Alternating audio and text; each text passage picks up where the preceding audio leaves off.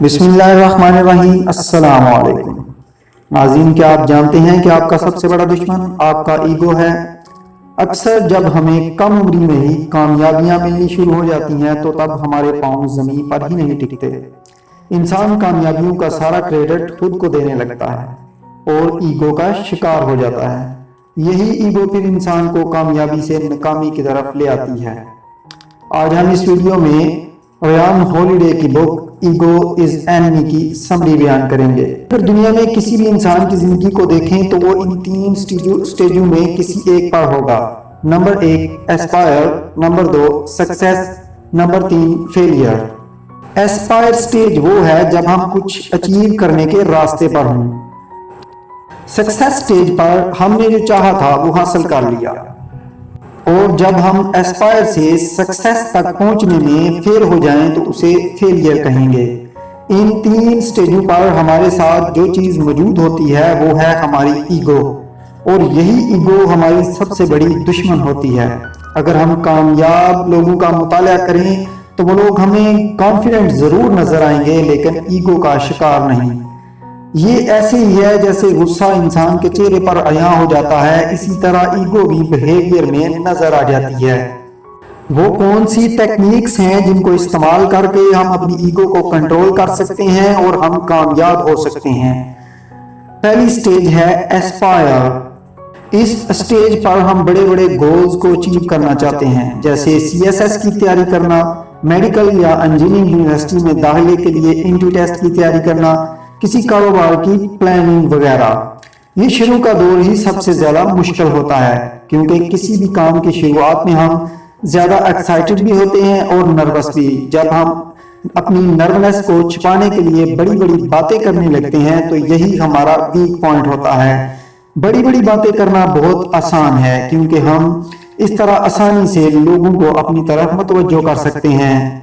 حقیقی کام کیے بغیر لوگوں سے تالیاں اور تعریفیں بٹورنا دراصل ہماری بھوکی ایگو کا ہی کام ہے۔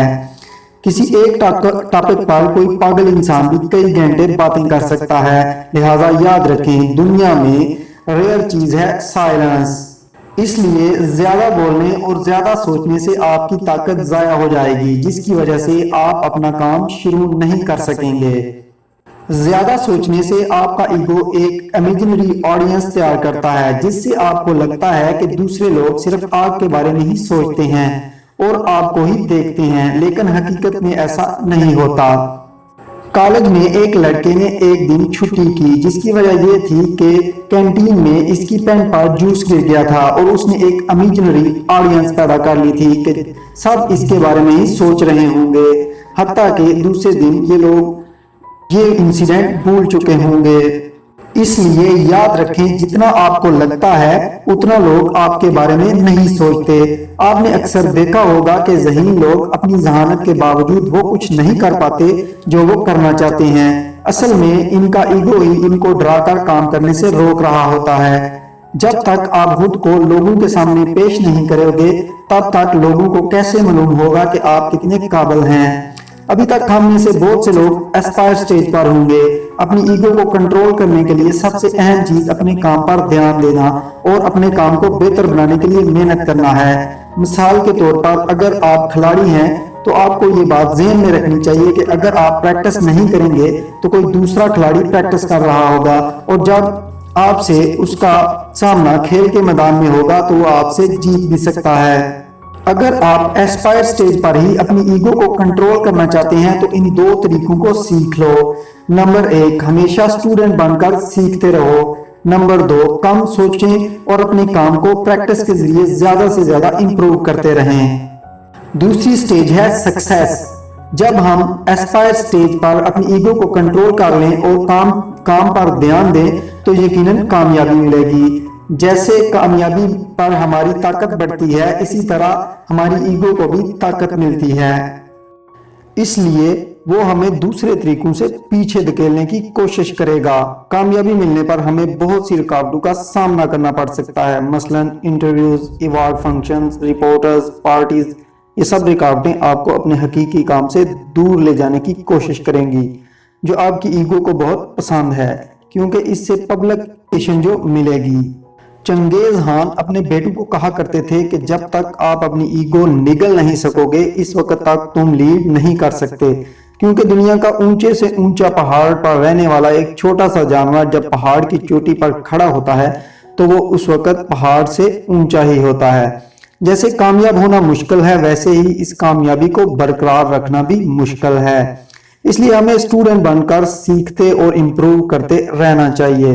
اپنی شناخت کو ہمیشہ چھوٹا رکھیں، اس میں کوئی شک نہیں کہ آپ بڑا سوچیں، لیکن اس کو حاصل کرنے کے لیے آپ اس کام کو اس جگہ پر لے جائیں کہ وہ خواب نہ رہے بلکہ حقیقت بن جائے۔ اپنی شناخت کو چھوٹا رکھنے کا مطلب ہے خود کو بڑھا چڑھا کر پیش نہ کرنا۔ ریان ہالیڈے کہتے ہیں جو حقیقت میں کامیاب لوگ ہیں وہ ماڈسٹ لائف جیتے ہیں، نارمل گھروں میں رہتے ہیں اور سادہ کپڑے پہنتے ہیں۔ اس کا مطلب یہ نہیں کہ وہ لگژری لائف سٹائل نہیں جانتے، بلکہ سادگی کے ذریعے اپنی کور ویلیوز اور سٹینڈرڈز کو زیادہ اہمیت دیتے ہیں۔ اس لیے جب بھی آپ کو کامیابی ملے تو اس کو برقرار رکھنے کے لیے ہمبل بنے رہو اور خوابوں کی دنیا میں رہنے کی بجائے اپنا کام کرتے رہو۔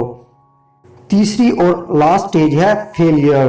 کسی بھی کام میں فیل ہونا عام بات ہے۔ اپنی ایگو کو کنٹرول میں رکھنے کے باوجود بھی ہم فیل ہو سکتے ہیں، لیکن فیل ہونے کے بعد ہم کیا کرتے ہیں یہ سب سے اہم ہے۔ ڈیٹرائٹ ریڈ نامی لڑکے کو 10 سال کے لیے جیل میں ڈال دیا گیا کیونکہ اس پر چوری، اسمگلنگ اور قتل کے الزامات تھے۔ وہ نہ تو کسی کو مارنے سے ڈرتا تھا اور نہ ہی خود مرنے سے۔ جب اس کو جیل میں ڈالا گیا تو اس نے عام قیدیوں کے بجائے جیل میں ہی سیکھنا سٹارٹ کیا، کیونکہ جیل سے نکلنا اس کے لیے مشکل تھا۔ اس لیے اس نے جیل کی لائبریری سے مذہب کی تاریخ اور فلسفہ کی کتابیں پڑھنا شروع کر دی۔ جب تک وہ جیل میں رہا اس نے اپنے فارغ وقت میں کچھ نہ کچھ نیا سیکھا۔ اپنے وقت کو افیکٹو یوز کرنے کی وجہ سے وہ لڑکا آگے جا کر امریکن وزیر اور سوشل ایکٹیوسٹ بنا، جنہیں لوگ بعد میں مالکم ایکس کے نام سے جاننے لگے، جو امریکہ میں بہت سارے ہیومن رائٹس کے لیے لڑا۔ رابرٹ گریری اس کو الائیو ٹائم اور ڈیڈ ٹائم کا نام دیتے ہیں۔ الائیو ٹائم مطلب جب ہم کچھ سیکھتے ہیں، جب ہم ہر سیکنڈ کو پازیٹیولی یوز کرتے ہیں۔ ڈیڈ ٹائم وہ جب ہم دوسروں کو بلیم کرتے ہیں اور کچھ کیے بنا لک کے بھروسے پر بیٹھے رہتے ہیں۔ مالکم ایکس نے جیل میں کتابیں پڑھ کر اپنے وقت کو الائیو ٹائم بنایا۔ اس طرح ہمارے پاس بھی 2 چوائس ہوتی ہیں کہ کون سا ٹائم پسند کرنا چاہیے، الائیو ٹائم یا ڈیڈ ٹائم۔ جب آپ بار بار فیل ہو رہے ہوں تو اپنے ڈیڈ ٹائم کو الائیو ٹائم بناؤ اور محنت کرتے رہو تو ہی کامیاب رہو گے۔ اپنے گھر کے فرش کو ایک بار صاف کرنے سے وہ ہمیشہ صاف نہیں رہتا بلکہ وہ دوبارہ گندا ہو جاتا ہے، اس لیے ہمیں اس کو صاف رکھنے کے لیے روزانہ صفائی کرنا پڑے گی۔ یہی بات آپ کی ذہانت پر بھی لاگو ہوتی ہے۔ صرف ایک بار پریکٹس کرنے سے کچھ بھی نہیں ہونے والا۔ اس ٹیلنٹ کو چمکانے کے لیے آپ کو روزانہ سویپر کی طرح اس کی صفائی کرنے پڑے گی۔